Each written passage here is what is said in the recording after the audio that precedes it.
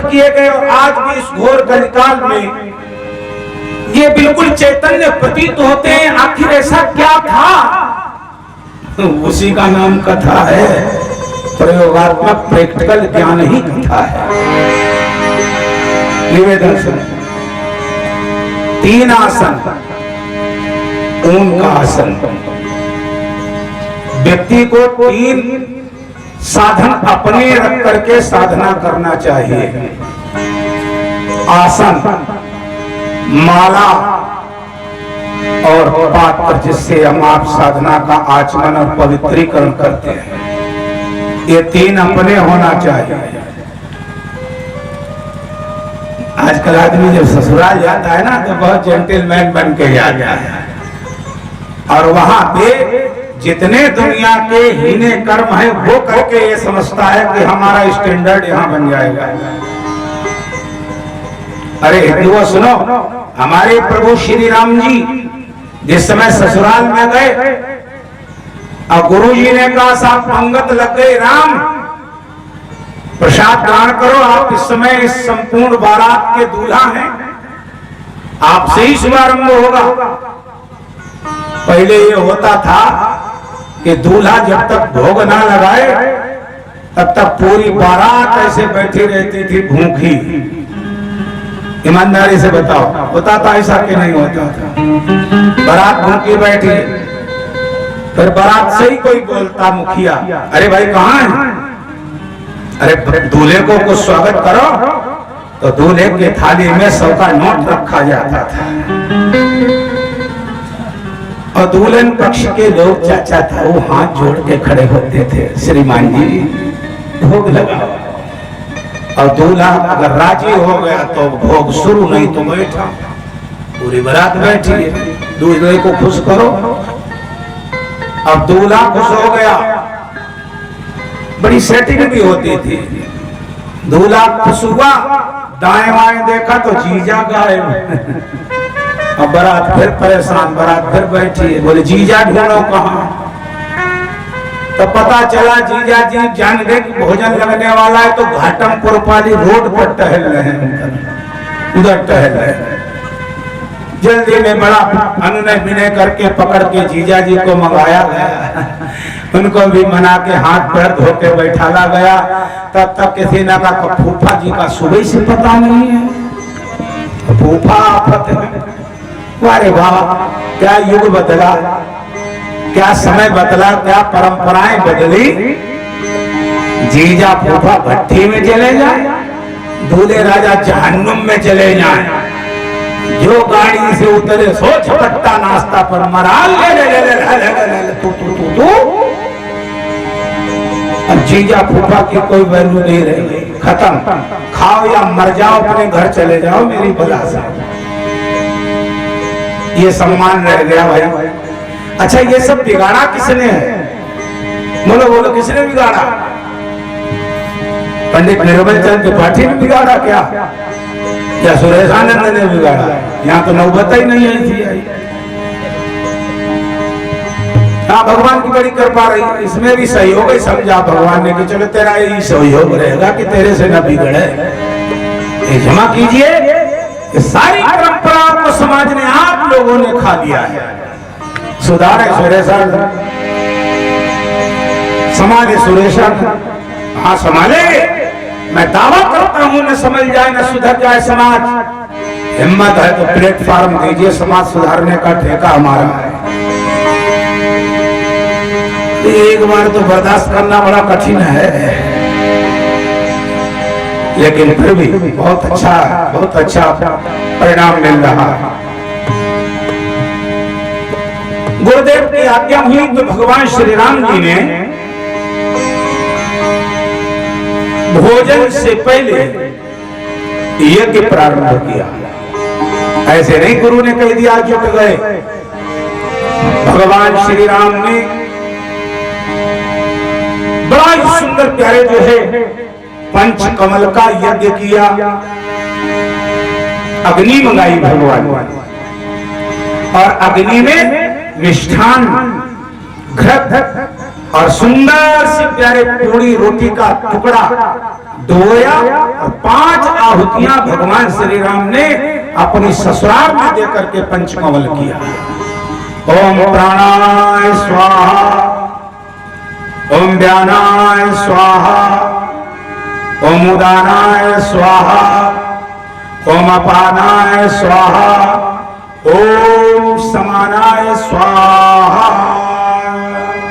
तुलसी जी लिख रहे, मैं गप नहीं मार रहा हूं क्या? बोले पंचकमल कर जीवन लागे,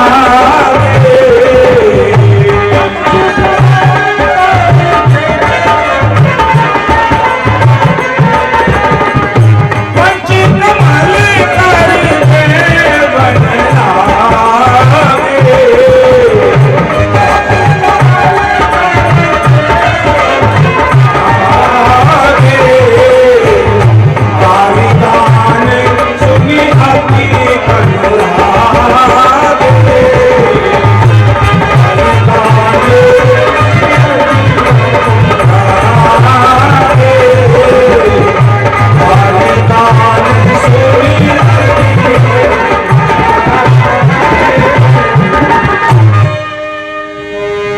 भगवान श्री राम ने भी अपनी वैदिक परंपराओं को साथ चैतन्य किया। हमारे यहाँ से करीब भी 30-40 साल पहले ये परंपरा हर रसोई में की जाती थी। हमारी माताएं 5 टुकड़े की आहुति पहले रसोई में देती थी। अब कोई देता ही नहीं। कितने लोग देते हो बताओ? कोई नहीं देता। क्या करे महाराज, तब चूल्हे की अग्नि होती थी। अब गैस पर कैसे? गैस पर आमलेट बन सकता है, मुर्गा बन सकता है, भैंसा पका सकते हो। गैस पर आहुति 5 नहीं हो सकती है। ईमानदारी है कि बेईमानी? सही बता, सही बता। बेईमानी है ना? कल से न करना। गैस पर तो और शुरू में एक कटोरी रख दो और उसी में सिम पे जला दो। हम लोग करते हैं, ये बता रहे हैं। ऐसा मत समझना कि बाबा खाना ही जानते हैं, बनाना भी बहुत बढ़िया जानता हूँ। हाँ, उसी में 5 आहुतियां देना बड़ा सरल है। घी गुड़ लगा के 5 आहुतियां दी, इतनी गजब खुशबू आपके घर में छाएगी कि जितना सा कोरोना बैक्टीरिया है सब भाग जाएगा और आपका स्वास्थ्य लाभ होगा। उस घर में समृद्धि जगती है जिस घर में नित्य पंचकमल का होम होता है। जिनको आहुतियां लिखानी है वो लिखा भी सकते हैं, मैं लिख के भी दे सकता हूं, लेकिन करना जरूर। ना कुछ मालूम हो, ओम अन्नपूर्णा मैया की जय हो, अन्नपूर्णा मैया की जय हो, अन्नपूर्णा मैया। घर से शरीर से रोग भाग जाएगा, आपके परिवार में समृद्धि आ जाएगी, दरिद्र भाग जाएगा। ये सब वैदिक परंपराओं के विधान हैं, इनको हर व्यक्ति को करना चाहिए। निवेदन, कल आपने श्रवण किया, परीक्षित जी ने राज सिंहासन संभाला और बहुत ही धैर्य के पूर्वक श्रद्धा के साथ परीक्षित जी राज संचालन करने लगे। समय बीता।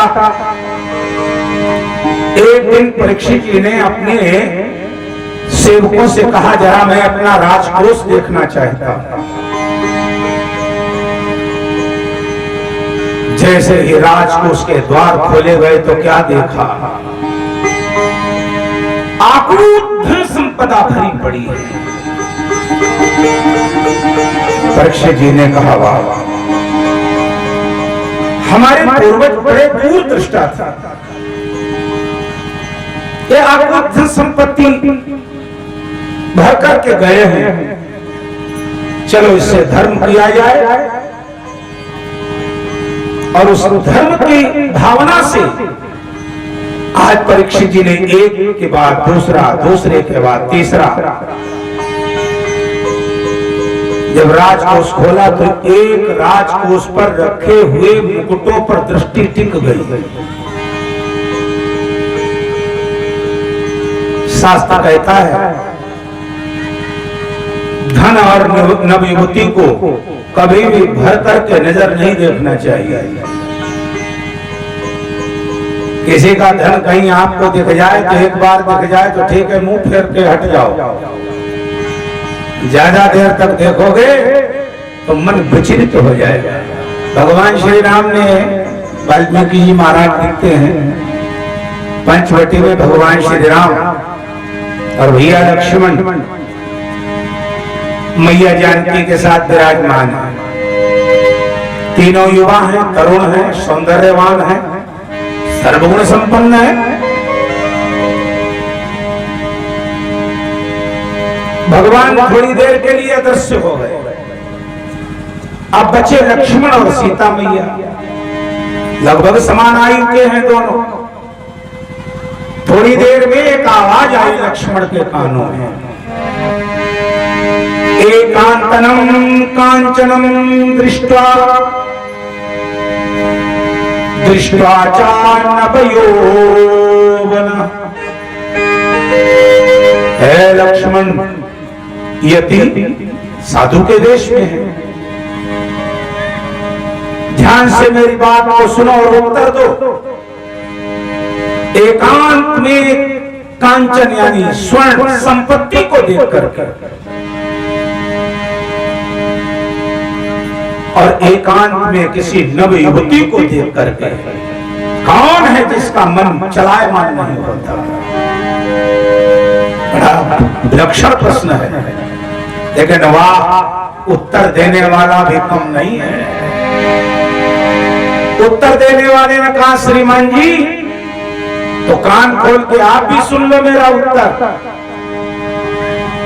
जिसका पिता धर्मात्मा है और जिसकी माता चरित्रवान और पतिव्रता है, ऐसे से पैदा हुए संतान का मन कभी विचलित नहीं हो सकता। भगवान प्रकट हो गए, लक्ष्मण को हृदय से लगा दिया। मेरे भाई, यही सत्य है। आप धर्मात्मा हो और आपकी संतान डामाडोल हो जाए तो समझ लो कहीं न कहीं गड़बड़ी हो जरूर गई है। मन से, शरीर से, चित्त से कहीं गड़बड़ी हुई है, जिसका फल है ये संतान। परीक्षित जी ने एक दैदीप्यमान मुकुट को उठाया और उठा करके उस मुकुट को अपने सर पे रखा। परीक्षित का संज्ञान भ्रष्ट हो गया।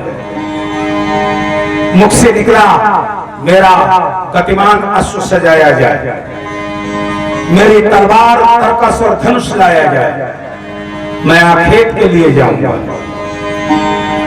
महात्मा परीक्षित के अंतःकरण में हिंसा जागृत हो गई। उस मुकुट को पहनते इधर से जा रहा था तो क्या देखा, रास्ते में एक काला काला भयंकर पुरुष हाथ में एक मूसल लिए हुए और एक बैल के 3 पैर उसने निष्क्रिय कर दिए हैं।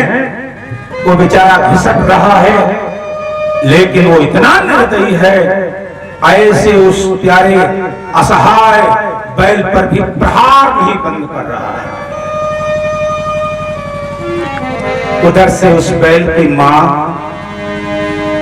गौ बिलखती हुई, रोती हुई विलाप कर रही है कोई ऐसा जो आज मेरे इस धर्म रूपी पुत्र को बचा ले? कौन है आज मेरी लाज बचाने आए?